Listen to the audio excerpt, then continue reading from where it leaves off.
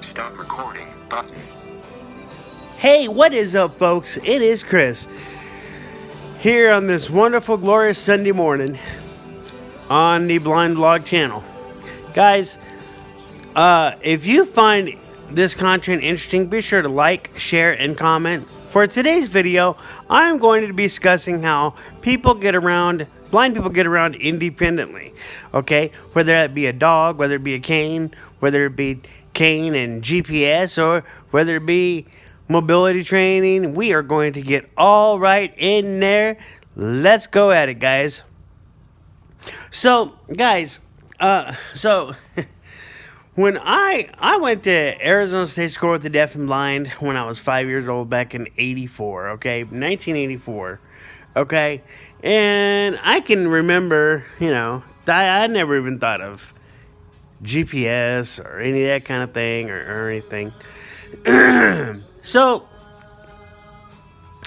back in my day, I know I sound really old, but back in my day, no GPS was thought of. There wasn't GPS devices. There wasn't iPhones. There was the old car phones. Anybody can remember that? Anyway, so I had a mobility trainer, and she was really every one of the people, every one of the students, everybody liked her. She was good. She taught all of us for many years. And we worked on, using a cane.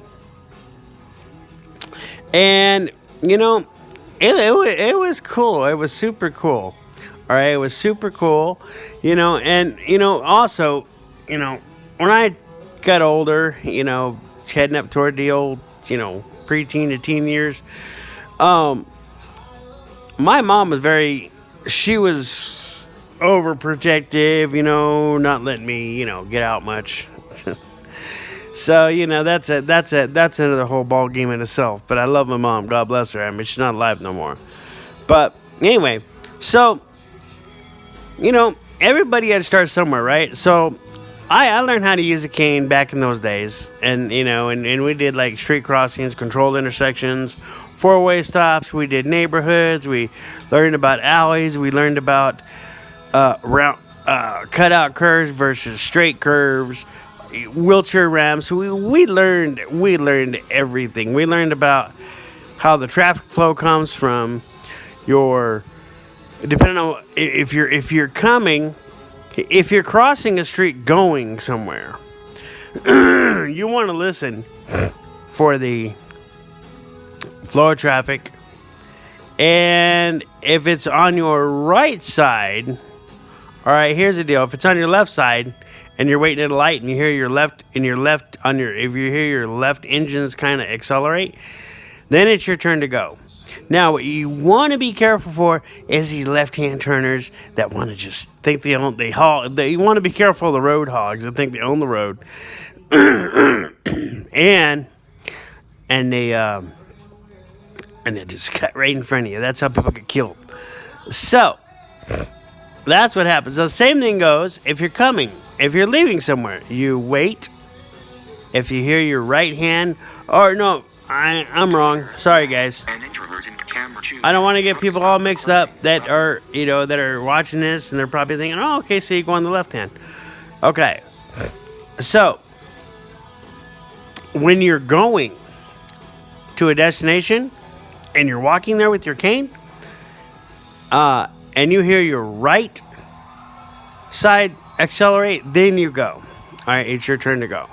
Now, that was back in the 80s, 90s. They didn't have talking lights, talking / automated technology back in those days.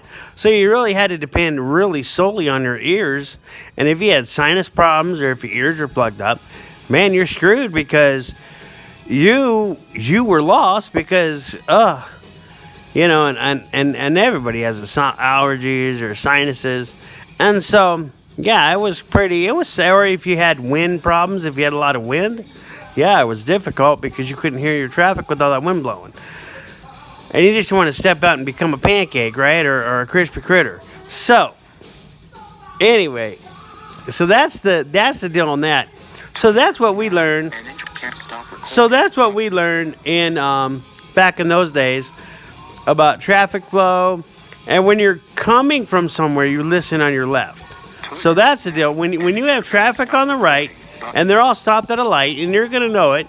Once that first car accelerates on your right side, when you're coming, when you're going to the destination, then you go. When you're coming and it's on your left side, then you go with that flow of traffic. Now here's the deal, guys. Here's the deal on this. So we learned that for years and years. I mean, we also did routes. My mobility instructor also did routes.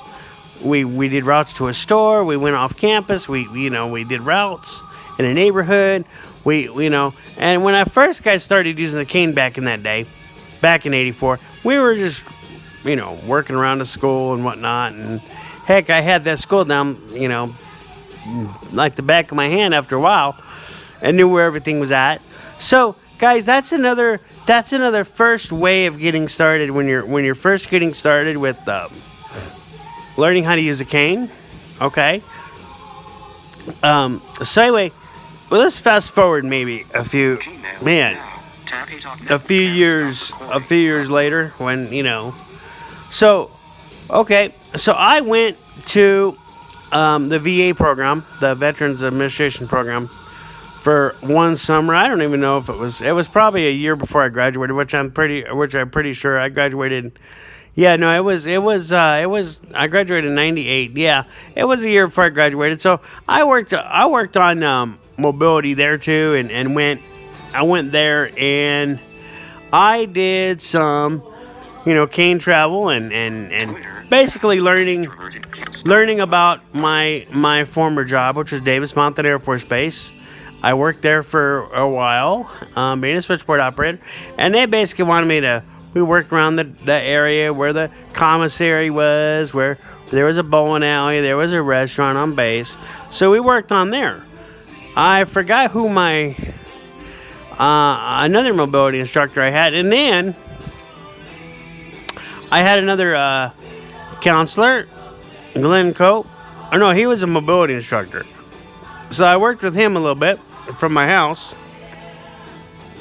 And we also did some routes at the VA from going to my house to Circle K, going from my house to Circle, which my house really wasn't that far from Circle K.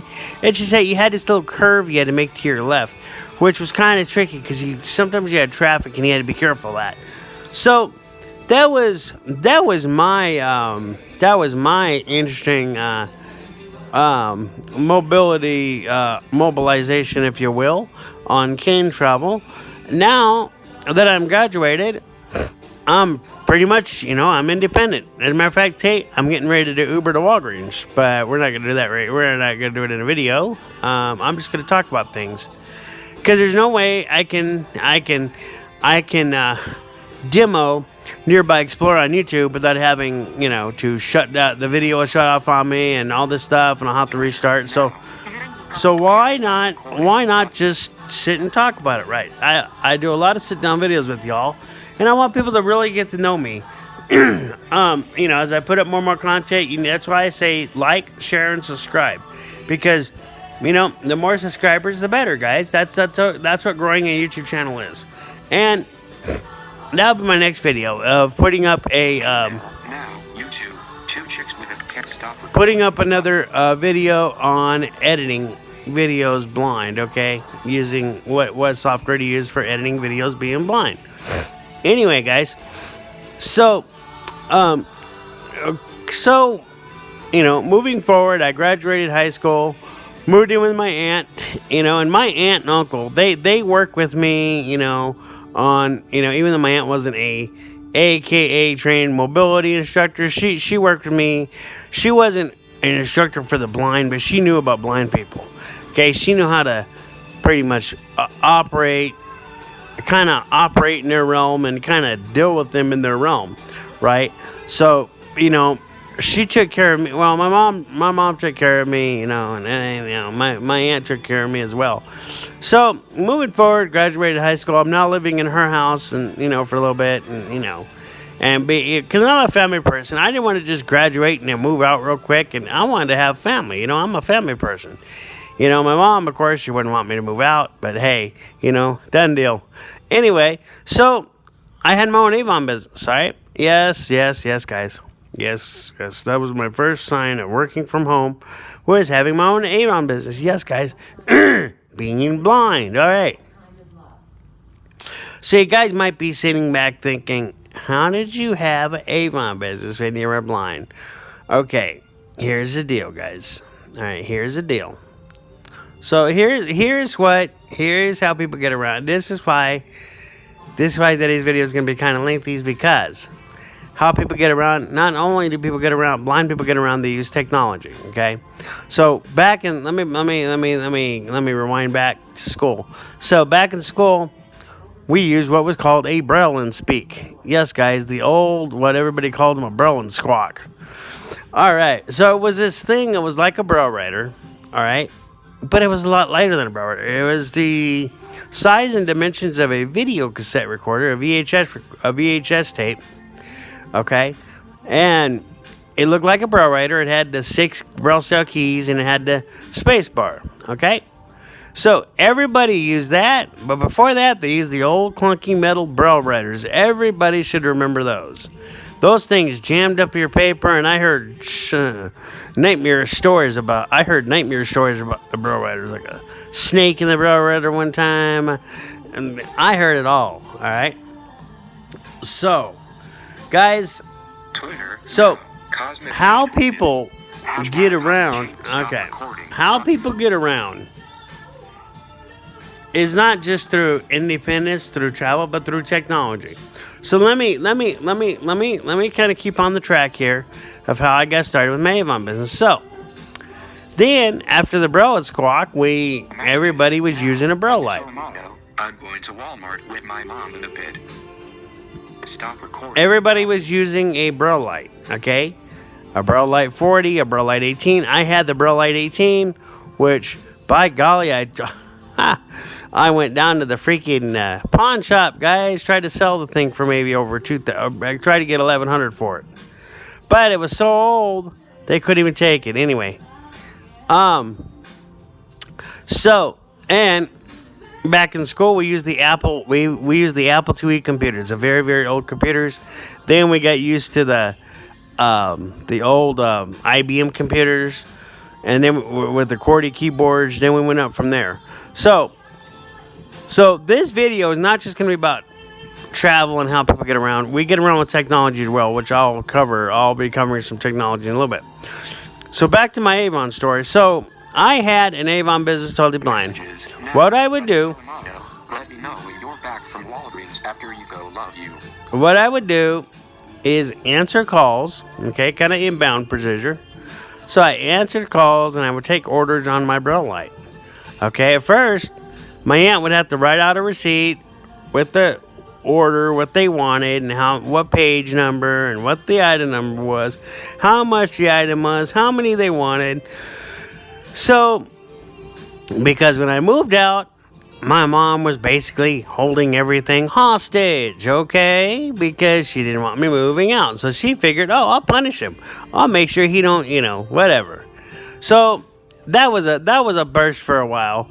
So anyway, so I contact my counselor. Well, that's how I got started getting my Braille light and stuff, because it was mine anyway, and the counselor, knew about it. Anyway, so when I got my Braille light, I took orders on that. Every day, people would call in, and then there'd be a Friday, I'd be doing courtesy calls and whatnot. And so I used my Braille light every chance I got. I started writing a book a little bit. I might get into it now that I have a laptop and Microsoft Office, and we'll get into that later. But yeah. So I use my Braille light pretty much, for everything. I used it for lists. I used it for writing, starting to write a book. I used that thing like the back of my hand. I used that thing like a laptop. Okay, even before I knew what laptops were. And I had a little bit of a computer experience back when. But you got to remember, guys, when you when you haven't been around computers in 30 years, you forget. It's almost, but you know what? You don't forget very long once you start, mess with computers. Once you get your own laptop and whatever. And so that's what I did. In the meantime, we would go deliver books to people's houses and put them on the doors. And again, my mobility travel. Here's my mobility travel. Now this is kind of like being on my own, independent. I use my cane. I would walk up and down the streets, house to house, and I would do maybe 8 houses at a time before we ended right in the middle. Me and my uncle met right in the middle of the block there, the cul-de-sac, the neighborhood, whatever you want to call it. And we would go down and do another neighborhood, same difference. I'd get out and use my cane. Yes, yes, I was in some very gnarly weather. I had all kinds of weather. I had heat, I had cold, I had a thunderstorm that we almost got ourselves caught in one day. And then, here's the cool thing. We had these little walkie-talkie radios that we would use, and I would be getting around, and my aunt would call me on it, and I'm mobiling around right now, trying to put these books on the door, and we would go from like 7 in the morning till 9 at night. Kind of creepy. I had some visions of, oh God, somebody's gonna open the door and blow my head off, right? But no, it was all good. Avon was all good. It showed me the thing about working from home, and I guess that's where I got started and wanting to be a marketer. I didn't know it was going to lead me to be a marketer, but okay. And it kind of got me started working from home because everybody just thought, I was blind. I didn't, they all thought I just wanted to get out and meet people and do stuff and all this. And, that's where the first part of technology comes in. Then,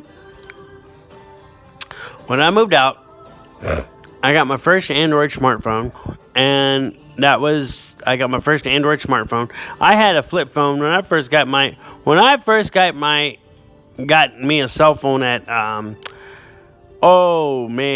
at 18. Yeah, at 18 years old, which my mom wasn't too thrilled of, but I did it anyway. Hey, I got my first cell phone. It was a little prepaid flip phone from Sprint, and I had that with me even when I went to school with it. All right, I got it at 17. I got it myself, first cell phone at 17 years old. I was working, the phone was $106, and I had the money for it, so I figured, hey, I'm going to get my first cell phone. No biggie. Well, my mom didn't like it, but I still did it anyway. So, 17, had my first cell phone. It was a flip phone, and I had that thing for a couple years. Then I switched to what used to be VoiceStream, which is now Metro by T-Mobile, which was T-Mobile, which we'll go into that later. So, after my Sprint prepaid phone, I got me a little flip phone Ericsson, and then when I moved into my aunt's house, I bought me a little regular candy bar phone, which was not really a flip phone, and then I bought me a little flip phone from, I think it was Walmart or something like that. It was a pretty good deal. I bought it for $32. It was a T-Mobile phone. So then, God bless her. I love my aunt. She was like my second mom. She passed away. I moved out of there. Lived with my girlfriend for first.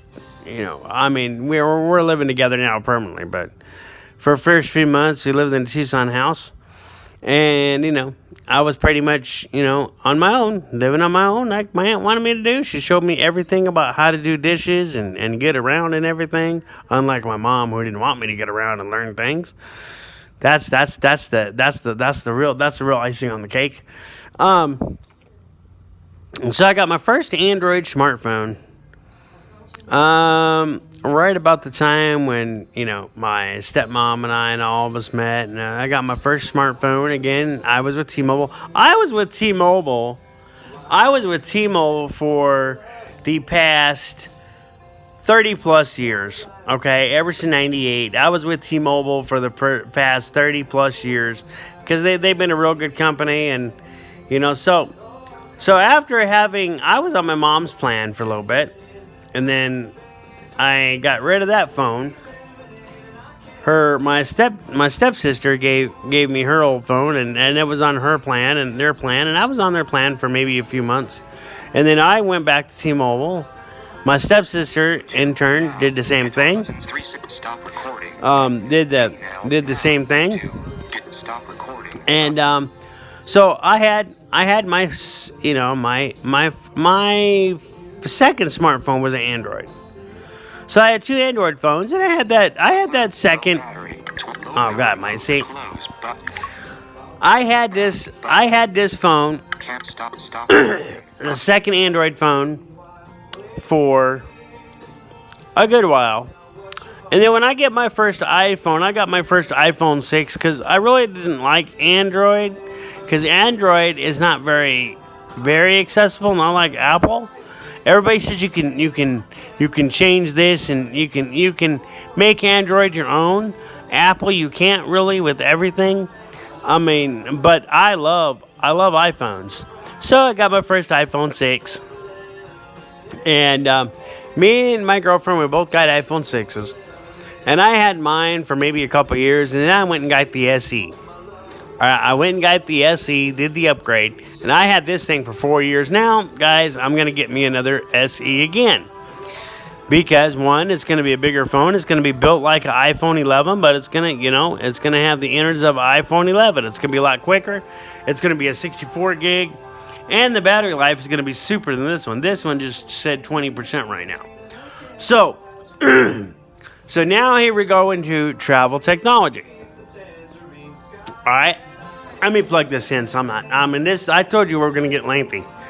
So, guys, so here is travel technology. So, guys, everybody that's had a smartphone knows about apps, right? Apps for this, apps for that, apps for cooking, apps for banking, apps for everything, right? Guys, there are blind apps for technology, for GPS apps. Okay? Andy, stop recording. There are apps for GPS and travel. Okay? So back about maybe a couple years ago, I looked into an app called Nearby Explorer. Praise the Lord for that, because now this goes back into how blind people get around traveling. So y'all, here we go. So guys, here we go with the traveling. Okay, so when you're on your own, when you graduate and fly the coop, right? When you leave your parents' nest, when you leave the nest and you fly your coop, or spread your wings and fly, you are going to want to not just have your ears available and your trusty little cane or your four-legged friend or your pooch or whatever. You are going to want some sort of GPS mode that will tell you where you're at so you don't get lost. See, guys, back in my day with ASDB, I've gotten lost, and my mobility instructor was like, "Okay, hey, you got to go this way," or "No, you got to find the right way or find the path or something." Well, you don't have a mobility instructor when you graduate. Yes, you can get it through Voc Rehab. And that's if you've never, ever traveled by yourself. All right. I've been doing this for a while, so I'm pretty familiar with it. But, guys, this is why you need a GPS app. All right. This is where apps like Blind Square, Nearby Explorer, Waze, Lazarillo, so many blind GPS apps are coming to play. I'm going to touch on Nearby Explorer because, one, they got a free version, and two, they got a paid version that will be discontinued. So, guys, to this day, I use Nearby Explorer. I've had that thing for 3 years on my phone. I've used it. I used it all the time. I used it walking to Walgreens, which I'm not walking to, I'm not in heat.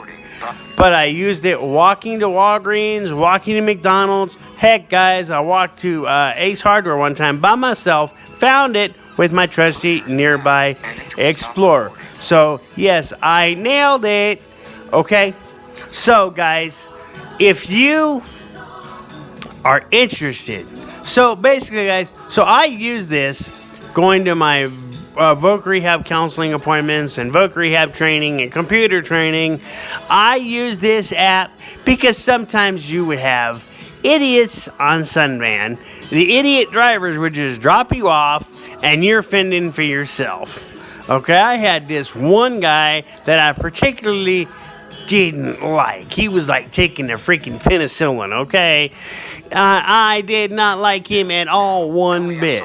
He was pretty much, oh, well, I can, I'll just have to drop you off. I'm thinking, what? Just drop me off? And me have to fend for myself? And I'm thinking to myself, you know what? If I get hit, I am gonna sue your butt because, you know, you're supposed to be helping people. And I'm behind. Well, get it together, guy.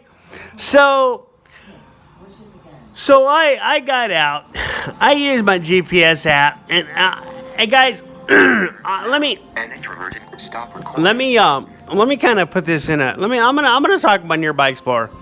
So basically, the bare bones of the app is you got two toolbars, you've got your menus, and then at the bottom you got 4 tabs that are your help, your favorites, your settings, and your about on your 4 tabs. But you got other buttons and switches that are meant to be turned on and off, right? So you could turn off your guidance. It shows you your guidance, your heading, and all this stuff.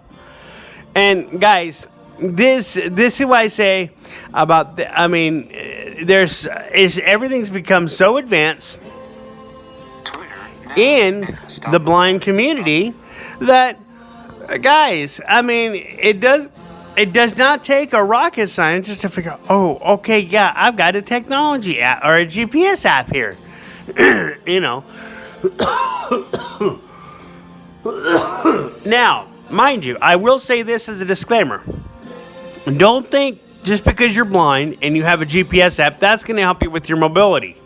No, you need your ears to listen to traffic because your GPS app is not going to tell you, oh, there's a car, or, oh, a green light. No, you're going to have to learn with your ears. So basically, a GPS is to get you from point A to point B, right? So you have to learn with your ears and all your mobility senses that was brought back to you from way back in the day.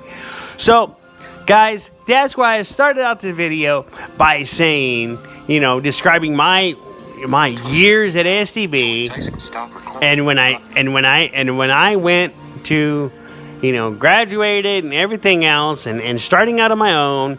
Guys, this is why I said in the beginning of the video that, I had a mobility instructor, and we learned. That's why I talked about traffic flow and how you use traffic to travel, and how when you're going, you have traffic on the right. You listen for the traffic on the right before you cross. Same thing with traffic on the left.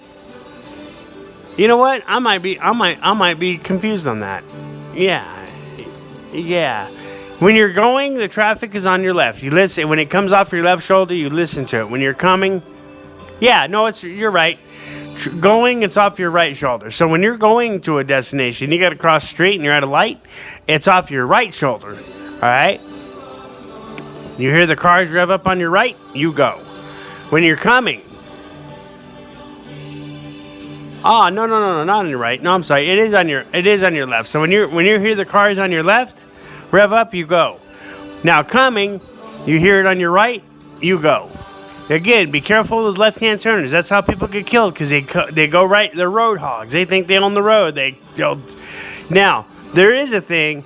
There's different flows of traffic. Now, when you have what they told me in mobility, your perpendicular traffic, you don't want to go with the cars going in front of you. So when you go and your cycle is perpendicular, you want to wait. You want to plant your feet right there and hold still so you're not becoming your next pancake, right? All right.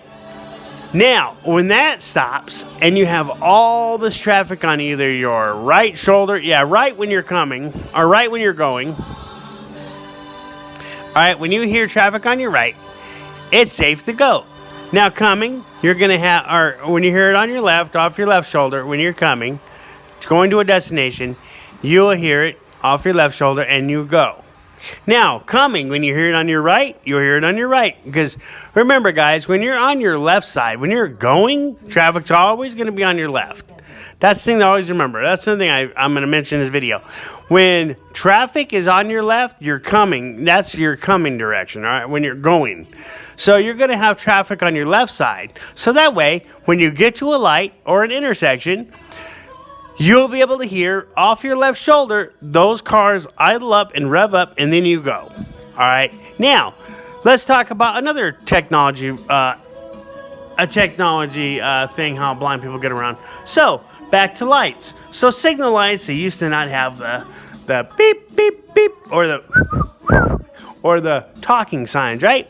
So, guys, my mobility instructor would tell me, hey, listen with your ears, So, when we're going to a business and we're on a street and we're at a light. Now, the confusing thing about this, guys, is when you have your left and then you have a left-hand turner, that is confusing. You just want to wait right there because sometimes you'll have those left-hand turners or right-hand turners that will go right in front of you. And you'll be lost. So, when we're going to a business, we don't have those automated sensors or automated things that we have nowadays, back in those days. Okay? We didn't have that. So, we had to learn traffic flow. We had to use our ears 100%. So, your ears, if you heard traffic off your left shoulder, you went. Okay? You didn't have the whistle, the chirp, the walk, walk, walk, walk, or anything like that. You had to solely depend on your ears. All right. Coming, same thing. You're at a light. Hear those cars on your right, you go. Okay? So, because remember, when you're coming, it's on the right side, and when you're going, it's on the left. So traffic will always either be on your left or your right when you're coming or going.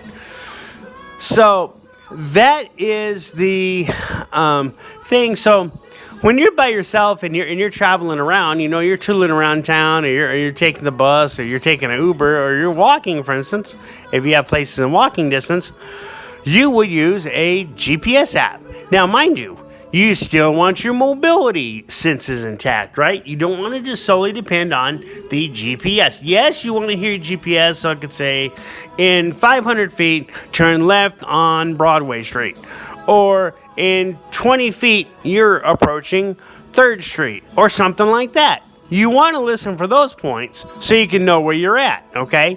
Now, back in my day, in the 80s and 90s and early 2000s, we didn't have that. We didn't have that capability. Yes, there was $700 or $800 piece of equipment called GPS, Trekker Breezes, and Victor Reader Treks.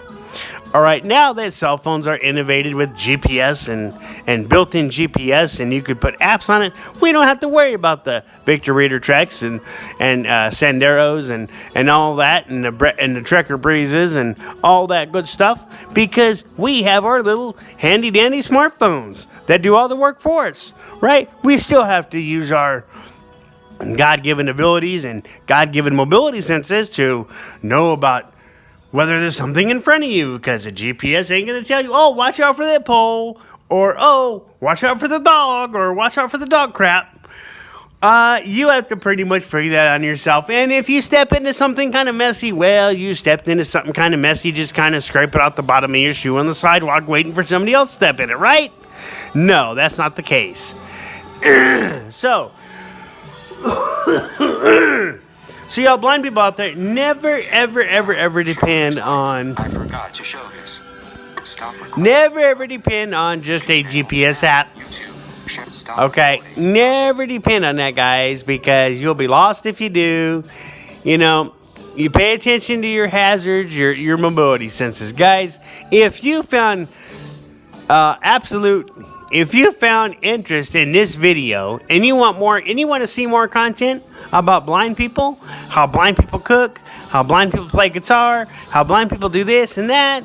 I've already did a video of how blind people use computers. I've already did a people on how blind people shave. By the way, I need to do that today. How blind people do dishes. I've done all these videos, guys. I've done a little minute tutorial on Nearby Explorer to demonstrate it, but it really didn't come out good. I still got 344 views. Guys, give this video a thumbs up. Be sure to share this video. Give this and subscribe, guys, because if you want more content about blind people, I'll be glad to give you more blind content, guys. If you want to learn more working from home, heck, I'm going to be doing some work at home videos on my work at home channel. Guys, if you want to learn how to play guitar, I got a guitar channel that's going to be going up, that's going to be putting videos about guitar.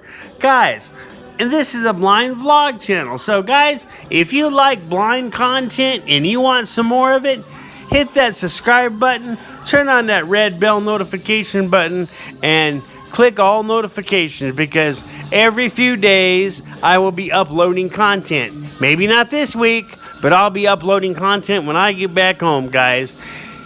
Take care. Love you. Peace to all you guys. Praise the Lord. Love, peace, and chicken grease. I'm out, guys. Take care. Stop recording.